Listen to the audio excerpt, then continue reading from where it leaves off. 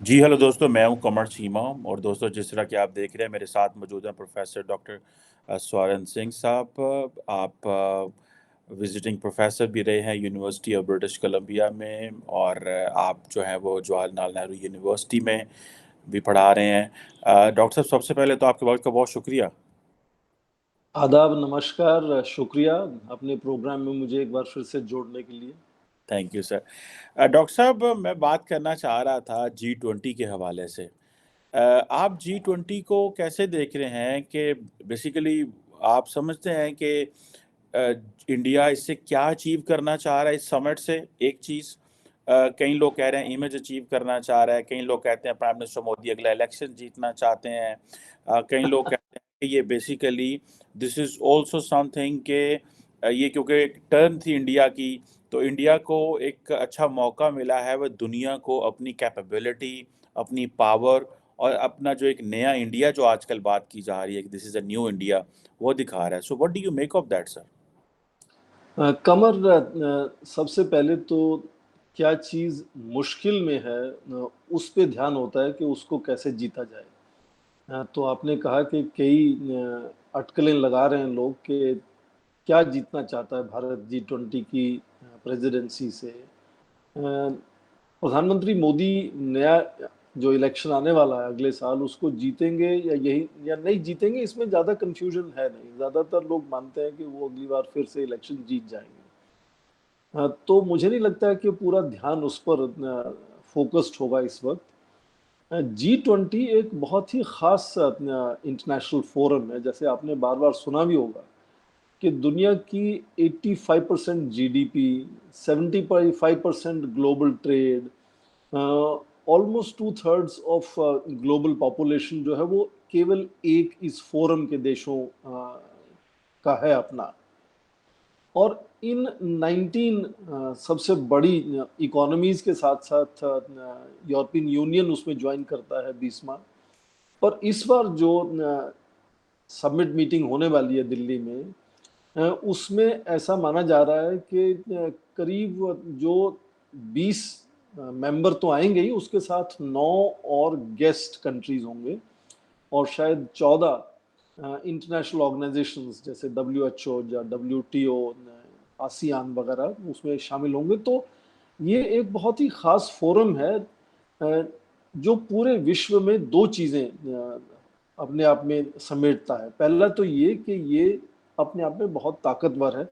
जो भी डिसीजन यहाँ होंगे उसको इम्प्लीमेंट करना अ, आसान होगा, क्योंकि आपने कहा कि सबसे ताकतवर देश, जो बड़े देश हैं, वो सब यहाँ जुड़े हुए हैं। दूसरी बात जो शायद दूसरे कई इंटरनेशनल फोरम्स में नहीं है, वो ये कि ये G20 और उसके साथ जो जुड़े हुए देश हैं, वो ग्लोबल पॉपुलेशन की, सारे देशों की रिप्रेजेंटेशन भी करते हैं। जैसे आज भारत को ग्लोबल साउथ की आवाज के नजरिए से लोग देख रहे हैं। तो ये फोरम बड़ा खास है। उसको मोदी जी के इलेक्शन से जोड़ना, मुझे लगता है उसको फोरम को छोटा कर देना होगा। भारत के लिए ये G20 की जो प्रेसिडेंसी है, जो रोटेशन से हर साल नए देश को मिलती है, नए सदस्य देश को मिलती है, वो भारत के लिए फोरम तो खास है, पर भारत की अध्यक्षता क्यों खास है?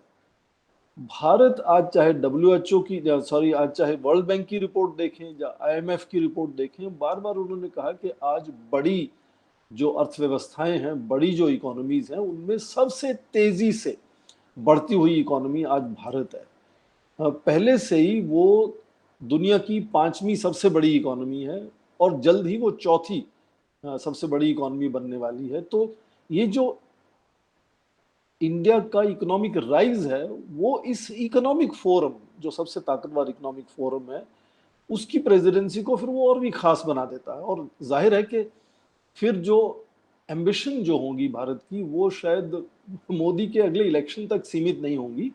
ये शायद एक हिस्टोरिक अपॉर्चुनिटी है भारत के लिए कि किस तरह से अपनी सोच जो है, अपना जो योगदान है, क्या कंट्रीब्यूशन कर सकता है अंतर्राष्ट्रीय स्तर पर, इंटरनेशनल लेवल पर। जो बड़ी बड़ी चैलेंजेस हैं, चुनौतियां हैं दुनिया भर में, उनको टैकल करने में, उनको सुलझाने में भारत किस तरह का योगदान कर सकता है, ये अपने आप में एक बड़ी अपॉर्चुनिटी है। तो मुझे लगता है कि भारत का पूरा ध्यान उस तरफ है। आपने देखा कि करीब ये समिट मीटिंग से पहले 200 से ज्यादा मीटिंग इंडिया में ऑर्गेनाइज की गई हैं।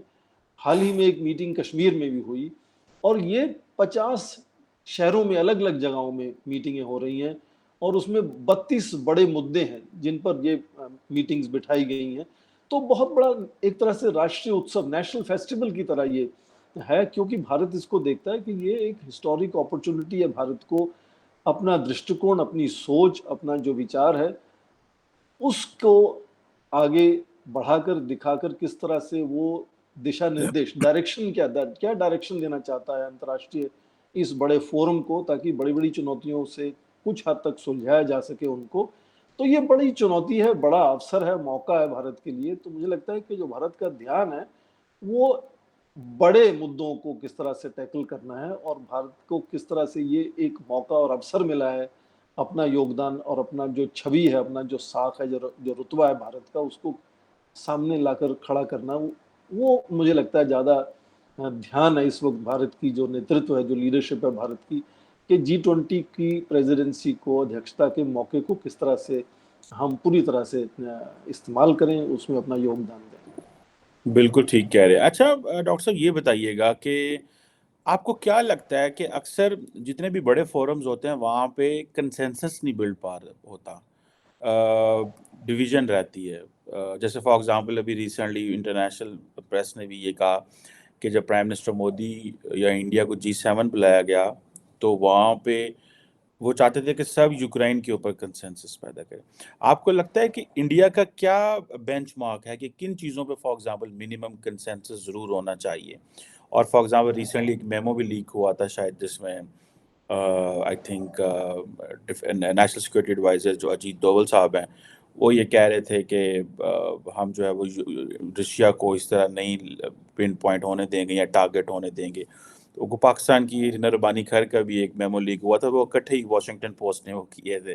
सो what do you make of that sir, कि आप समझते हैं कि किन एजेंडाज के ऊपर which are basically important to, जिनको इंडिया समझता है कि इम्पोर्टेंट है, और उनके ऊपर वो एक कंसेंसस जो है वो जनरेट कर पाएंगे इन G20, ताकि इंडिया का स्टेचर या इंडिया को एज ए रिस्पॉन्सिबल या एक मिड साइज या रीजनल पार जो है वो सारे ममालिक जो हैं वो तस्वर करें। बहुत ही खूबसूरत सवाल कमर आपने पूछा है। जब आपके सामने कोई समस्या ना हो तो फिर अपना नेतृत्व, अपनी लीडरशिप दिखाने का मौका भी फिर आपको नहीं मिलता है। ये जो G20 का शिखर सम्मेलन या सबमिट मीटिंग हो रही है, वो बहुत ही जटिल, कॉम्प्लेक्स हालात में हो रही है। एक तो अंतर्राष्ट्रीय सर्वव्यापी महामारी, जो पेंडेमिक जिसको कहते हैं, कोरोना वायरस का, उसने कमर तोड़ रखी है ज्यादातर दुनिया की इकोनॉमीज की। G7 की बात करें तो उसमें भी 7 में से 5 देशों की डिसेलरेशन, मतलब उनका नेगेटिव ग्रोथ हो रहा है, बहुत ग्रोथ कम हो गया है। और उस महामारी से जो इकोनॉमिक नुकसान हुआ, उससे समाज में समस्याएं, जो सोशल कई चीजें, वो भी ज्यादा जटिल हो गई हैं। ये तो हुआ महामारी के चलते इकोनॉमिक पर जो असर हुआ पूरी दुनिया के। फिर उसके बाद ये यूक्रेन, जो आपने वॉर की जिक्र किया अभी, यूक्रेन युद्ध के चलते भी और जियोपॉलिटिक्स और जटिल हो गया है। रूस चाइना एक तरफ, उसके दोस्त एक तरफ, और अमेरिका और यूरोपियन देश और कुछ दोस्त दूसरी तरफ, और भारत ने बड़ी मुश्किल से, आप देखें ये 1.5 साल में, अपनी जो एक प्रोएक्टिव न्यूट्रलिटी की पॉलिसी है उसको किसी तरह से बनाए रखा है। तालमेल दोनों तरफ बनाया हुआ है, रशिया से भी अच्छे रिश्ते हैं, अमेरिका से भी अच्छे हमारे रिश्ते हैं। तो ये जो हालात इतने कॉम्प्लेक्स हैं, उलझे हुए हैं, शायद उसी में एक जिम्मेदारी मिलती है भारत को कि क्या वो ऐसे उलझे हुए माहौल में कोई किसी इनिशिएटिव पर कंसेंसस बना सकता है। आपने ठीक कहा कि सारे जो डिसीजन है, निर्णय है, वो कंसेंसस से लिए जाने वाले हैं। तो इस वक्त सबसे बड़ा चैलेंज है कि क्या अमेरिका के राष्ट्रपति जो बाइडेन और रूस के राष्ट्रपति व्लादिमीर पुतिन क्या एक मेज पर, एक कमरे में बैठ भी पाएंगे या नहीं बैठ पाएंगे? क्या चीन के राष्ट्रपति शी जिनपिंग आएंगे या नहीं आएंगे? तो ये जटिल समस्याएं जो हैं, उसके चलते मुझे लगता है कि भारत की जो लीडरशिप है उसके ऊपर जिम्मेदारी और भी बढ़ जाती है। और यदि किसी हद तक वो सफल होता है G20 समिट को सक्सेसफुल बनाने में, बहुत से मुद्दे हैं G20 समिट के आगे, उनमें से कुछ मुद्दों पर भी यदि सहमति बनती है, और मुझे लगता है सबसे ज्यादा जरूरी इस वक्त यह है कि क्या अमेरिका के और रूस के राष्ट्रपति आपस में एक टेबल पर बैठेंगे, और हो सकता है कि वो क्या एक बायलैटरल बात भी करेंगे। क्योंकि दुनिया की ज्यादातर समस्याएं जो हैं, वो यदि ये दो नेता आपस में तालमेल बना लेते हैं और भारत वो तालमेल बनाने में कुछ कंट्रीब्यूट करता है, योगदान करता है, तो मुझे लगता है वो बहुत बड़ी सफलता होगी। फिर उसके बाद चाहे वो क्लाइमेट चेंज के, क्लाइमेट जस्टिस की बात हो, क्लाइमेट फाइनेंस की बात हो, क्लाइमेट मिटिगेशन की बात हो, या दूसरा फिर वो इकोनॉमी की डिसेलरेशन है, पॉवर्टी की प्रॉब्लम है, पेंडेमिक की प्रॉब्लम है, नॉर्थ साउथ के गैप की प्रॉब्लम है, बहुत समस्याएं हैं जिन पे बात बननी चाहिए। पर यदि ये दो नेता आपस में इनका तालमेल थोड़ा सा भी सुधरता है, अच्छा हो जाता है, तो मुझे लगता है कि बाकी मुद्दों को सुलझाने में थोड़ी सी और आसानी होगी। तो ये माहौल इतना उलझा हुआ है, मुझे लगता है ये अपने आप में एक जिम्मेदारी भी है भारत के लिए कि इतने मुश्किल माहौल में किस तरह से आपसी में जो तालमेल बनाना है, जो कंसेंसस बनाना है बड़े बड़े मुद्दों पर, वो किस तरह से बनेगा। तो अभी तक जो आप देखें कि पिछली दो जो मीटिंग हुई हैं, चाहे वो G20 फॉरेन मिनिस्टर की जैसे मीटिंग हुई थी मार्च में, 1-2 मार्च को, तो सरगेई लावरोव और एंटनी ब्लिंकन अमेरिका के और रूस के जो विदेश मंत्री थे, वो ना केवल मल्टीलेटरल मीटिंग में बैठे, उनका बायलेटरल भी आपस में बातचीत हुई। तो क्या इसी तरह से राष्ट्रपति जो है अमेरिका के और रूस के, उनकी भी बातचीत हो पाएगी? मुझे लगता है कि वो एक ब्रेक थ्रू होगा यदि भारत इस तरह की कोई चीज कर पाता है। और उसके अलावा और बहुत सी चीजें हैं। भारत पाकिस्तान की बात कर ले, भारत पाकिस्तान में भी देखो, आपके डिफेंस मिनिस्टर्स की मीटिंग में नहीं आए थे, पर आपके फॉरेन मिनिस्टर बिलावल भुट्टो जरदारी, वो हमारे फॉरेन मिनिस्टर की मीटिंग में आए, और उससे एक और उम्मीद हो जाती है कि शायद शहबाज शरीफ जो आपके वजीर आजम है, वो भी शायद, प्रधानमंत्री भी अपनी शिखर सम्मेलन में अब आएंगे। ये जो SCO की मीटिंग्स हैं, तो मल्टीलेटरल फोरम्स जो, चाहे वो इस वक्त भारत जो है वो शंघाई कोऑपरेशन ऑर्गेनाइजेशन की भी प्रेसिडेंसी उसके पास है, और G20 की भी प्रेसिडेंसी उसके पास है। तो ये जो मल्टीलेटरल फोरम में कभी कभी बायलेटरल चीजें हो जाती हैं, जैसे भारत चीन G20 की मीटिंग में या SCO की मीटिंग में, दोनों में राष्ट्रपति शी जिनपिंग जुलाई में और सितंबर में यदि भारत आते हैं, तो क्या कोई आपस में जो टेंशन है इंडिया चाइना बॉर्डर की, उसका कोई रास्ता निकलेगा, उसकी कोई ब्रेक थ्रू निकलेगी? तो एक तो ये है कि G20 के अपने जो मैंडेट उनकी है, जो जिम्मेदारी है, जो उनकी अपनी चैलेंजेस हैं, चुनौतियां हैं, उनको एड्रेस करना। उसके साथ साथ कई छोटे छोटे बायलेटरल उसमें होते हैं। वो बायलेटरल भी बहुत सी चीजें ऐसी हैं जहां भारत अपना योगदान कर सकता है, रिश्ते बढ़ा के आगे कर सकता है। तो ये सब चीजें, जैसे आप देखें कि हाल ही में अमेरिका और सऊदी अरेबिया के रिश्ते में थोड़ा सा टेंशन है, तो सऊदी अरेबिया भी यहाँ बैठेगा G20 शिखर सम्मेलन में, और अमेरिका भी यहाँ बैठेगा। तो उन बायलेटरल्स में भी तालमेल बढ़ाने में, अच्छा करने में बड़ा अच्छा अच्छा मौका मिल सकता है भारत को। और भारत की पूरी कोशिश होगी कि इतने जो उलझे हुए माहौल में G20 की समिट मीटिंग है, उसमें यदि लीडर्स का आपस में इक्वेशंस बेहतर हो जाता है, तो कंसेंसस बनाने में आसानी होगी, और कंसेंसस बनता है तो जो डिसीजन लिए जाएंगे वो लेना आसान होगा, और उनको इम्प्लीमेंट करना भी आसान होगा।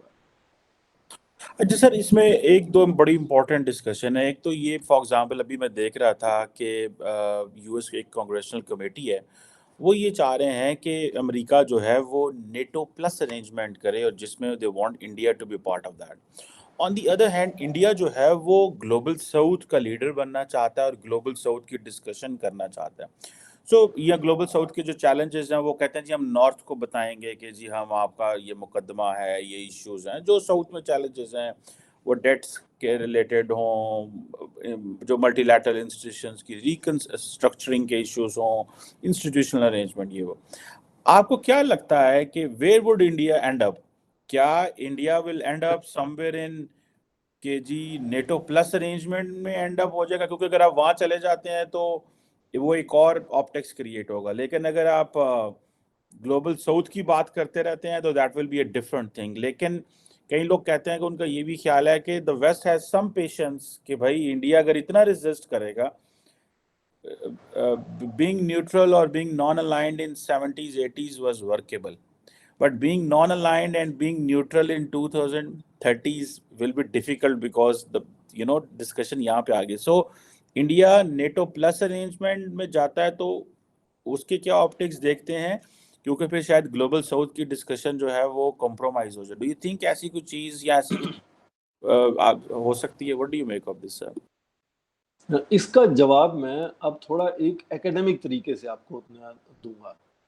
भारत की जो नब्ज है, जो डीएनए है भारत का, वो हमेशा से गोल्डन मीन की बात करता है. वो कोई भी एक्सट्रीम राइट या एक्सट्रीम लेफ्ट, मतलब किसी भी मिलिट्री अलायंस के साथ, चाहे वो अमेरिका का मिलिट्री अलायंस हो या रूस का मिलिट्री अलायंस हो, वो किसी भी मिलिट्री अलायंस से जुड़ना नहीं चाहता. तो आपने देखा कि यूक्रेन वॉर के चलते भी बहुत दबाव, बहुत प्रेशर भारत पे आया.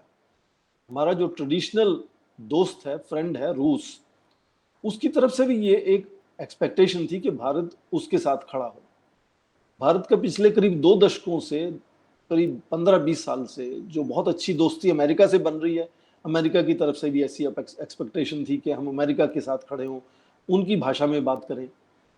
पर ये मुश्किल, जो डिफिकल्ट पॉलिसी है कि आपने न्यूट्रलिटी अपनी बनाए रखनी है, वो अभी तक भारत ने बनाए रखी हुई है. मुझे लगता है कि सारी जो बड़ी शक्तियां हैं, रूस, चीन, अमेरिका, यूरोपीय देश, वो धीरे धीरे अब समझने लगे हैं कि भारत भाई किसी के साथ भी पिछलग्गू नहीं बनेगा, वो बैंड बैगनिंग नहीं करेगा किसी के साथ भी. वो अपनी बात खुद अपने पैरों पर खड़ा होकर करेगा. तो ये बात धीरे धीरे इसको रिकॉग्निशन या मान्यता मिलनी शुरू हो गई है. ये रही मोटे तौर पे पहली बात. दूसरी बात ये कि आज के माहौल में आपने देखा कि भारत की जो फॉरेन पॉलिसी है वो नॉन अलाइनमेंट से हट कर आगे होके मल्टी अलाइनमेंट की फॉरेन पॉलिसी हो गई है. और उसमें स्ट्रेटेजिक ऑटोनॉमी की बात हम करते हैं कि टैक्टिकल लेवल पर थोड़ा बहुत मैन्यूवर कर सकते हैं इधर उधर. वो इसलिए कि लॉन्ग टर्म में जो राष्ट्र हित, नेशनल इंटरेस्ट भारत के हैं, वो ध्यान में रहे, उनको परस्यू करना है भारत ने. तो इसके चलते जो मल्टी अलाइनमेंट की पॉलिसी है, मुझे लगता है कि हाँ, आप पाकिस्तान से हैं, आपको सबसे खूबसूरत जो उसकी उदाहरण होगी, एग्जाम्पल होगी, वो ये होगी कि आज भारत मिडिल ईस्ट में जाके देखें तो जो देश आपस में बात नहीं करते हैं, वो सारे देश भारत से बात करते हैं. Saudi Arabia, Iran, UAE, Israel, Bharat के सारे अच्छे दोस्त हैं.